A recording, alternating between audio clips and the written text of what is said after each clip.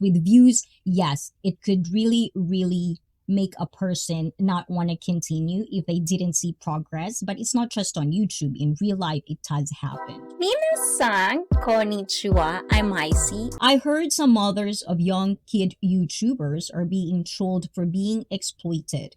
What are your thoughts? Another thing. Oh my God. I don't get me started, Nafisa.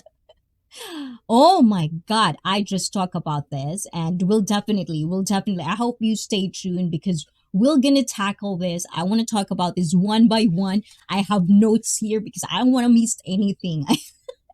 I'm prepared for this because I have been journaling all of this stuff even way, way back before.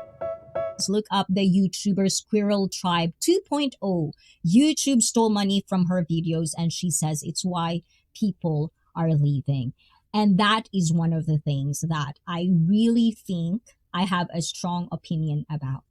When you mixed your passion and business, it's why things kind of like get out of hand. And I'm pretty sure you've noticed this. The exploitation comes along. People love to exploit people. We all have that in our DNA, probably. You'll just have to kind of like be a better person, be a good person to put an effort to not exploit people. Because people are abusive. We are abusive at some point. It's just a matter of like how you are growing as a person, if you want to be a good person or a bad person. With that being said, I'm going to tell you a story a little bit before we go. And it's getting super deep, it's getting super serious, ayan. But today, I feel I am a very, very good person. It's the first time I felt that, and I just want to boast it up. So today, after work, I usually go to shop for food, grab groceries. So I was lining up in the cashier, and there's a guy in my back, at the back lining up with me. So at that point, there's 3 cashiers, but there's only one person in there. So that means we'll have to wait, This guy has the balls to kind of like have side comment and try to get attention because he keeps saying like, where's the other cashiers? Come call the cashiers. This is going to take a long time. Blah, blah, blah, blah, blah. And at that point, I just look at his shopping cart and just kind of like don't pay attention because at that point, I just don't want to be associated with people like that.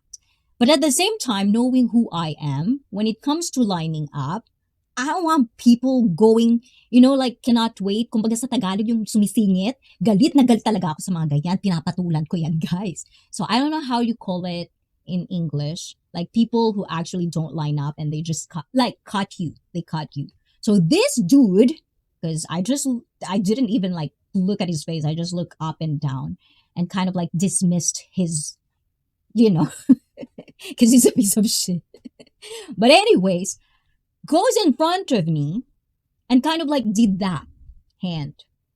For the most part, I don't back out on this. Like I actually will start a fight because of this. But at that point, I just really felt this, I would say it's maturity because I felt like you are not even worth like an inch of my saliva to talk to you because you're a piece of shit. Like, so what? It's not like there's 10 people in front of you. It's just me and then you are the next. I don't care if you need to poop. Then maybe you should have pooped first before going to the supermarket. Guys, don't cut people line. Don't do that. It's just not nice. And it's like pandemic. It's like, does pandemic did not teach you anything? People in the cashier, for me, were kind of like, really, I salute them. Like, I really, really like, I respect people in the cashier because I work as a cashier, but I respect them even more. So I just wanted to tell you that there's more than that. There's our story but that's the only thing that I could share so far right now. But at that moment, because I didn't even pay attention to him, I didn't even told him to get back in line because, it's a line. Didn't. Just got patient, look at him with disgust, doesn't even pay attention to him, like such a waste of space on earth. And basically and then after that, I felt so good. I don't know why, but I had just had that realization like, I'm a good person. Like, I didn't really get into a fight this time. I didn't really get, what I like, something that is disgusting to me. Like, I didn't confront it because for me, it's lost cause. I know I've said a lot of harsh words with this person. I don't even know what's his day. But for me, it's just, there's no justification to be a dick and there's no justification to be a bitch. I've done that and I got called out for being like that. So I understand. It doesn't have to, I'm not scared to own my mistake, especially if I didn't see it that way. Sometimes we can be really dumb. It's common sense, but we couldn't see it. So people will call you out. Don't be mad with people calling you out. It's part of growth. The same thing in YouTube, right? The same thing why people quit. I really felt like just one thing, like people bashing you, people not watching you, people not subscribing to you, people doesn't view you, people that you support doesn't support you back. These are all of the things that could actually make you quit YouTube. It's too much to handle because you want to keep up with your analytics, your algorithm. You want to stay relevant all the time. And that's the thing. If you're something like, if it's not fulfilling anymore for you to do something that you love and you're focused on the money, and I do get it. Don't get me wrong. I do get it because if you are a full-time YouTuber, that's your sole income. And that's the thing with YouTube. This is unstable. If you really think about it, guys, YouTube is not a stable job because it depends if YouTube will love you, if your viewers love you. It's not all the time someone would be trending. And that's another trap that I have a strong opinion about too. There are a lot of people out there, and I'm not bad mouthing. This is just my personal opinion. I'm not saying that it's bad if you want to be in the viral category, if you want to be trending category, because that's your kind of like window to the famous and the money, yeah, the things that the perks that YouTube has to offer if you can do that. But at the same time, if you're being viral with something that it's not even your passion, it's not something that you can actually execute all the time, it's something that just kind of like out of nowhere, you just got viral. Do you really understand that type of niche, as they said, or that type of video that got you viral, can you actually do the same video over and over and over again? Because that's where you get your subscribers. So for me and a lot of people that I still see at this point of time, that has been years and years, the same years as all of these big YouTubers that are quitting, they're still there, is because they understand how to balance these things, So I think that's one of the things that I feel like a lot of, not just like people quit, when it become over much. It's too much effort, but less, like it's not coming back. All the effort and all the time you put it in, at some point, if you didn't get to your goal to become big, to have a lot of money, then it will really put you down. So I always tell this, always remember why you did YouTube. There's so much, there's a lot, there's a huge amount of content right now after pandemic. And I was told even back then when I kind of like pursue this, like I decided I'm going to be a streamer, I'm going to be a YouTuber, I'm going to be like, I'm going to create a channel for me. A lot of people told me, you're kind of late doing that. It's too much people. Like there's a lot of people. It's going to be hard for you to be somebody on YouTube.